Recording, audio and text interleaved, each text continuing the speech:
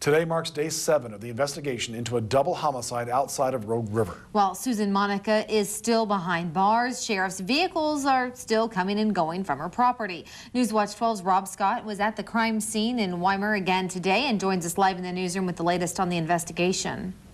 Susan Monica's criminal history stretches back to the early 1990s, and in 2001 she spent 15 days in jail. The current investigation, however, began with a case of identity theft. Friday, sheriff's vehicles continued to go to and from the property of accused murderer Susan Monica.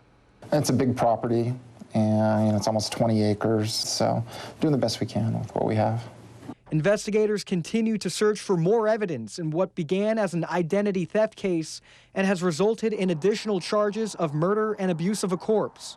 One of those bodies has been identified as Robert Haney, the man whose Oregon Trail card had been used after he died on September 9th. Fraud investigators say having the card and PIN is all it takes to complete a transaction. It does not require photo identification at a checkout line. However, they do have a designated PIN number assigned to them, and that number is created by the person who the card is issued to. With Monica using Haney's card without him present, she must have known his PIN before he died. That number is created by the person who the card is issued to, so it's a unique number created by them and then safeguarded, or supposed to be safeguarded, by the person it was issued to. Haney's body was identified by his fingerprints, and an autopsy was also performed.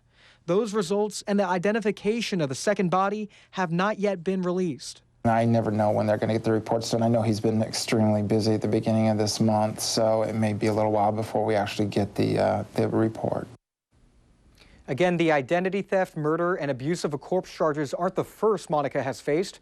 Her criminal history dates back to the early 90s, and in 2001, she spent 15 days in jail for recklessly endangering another person and resisting arrest. In that same case, charges of attempting to elude police were ultimately dropped.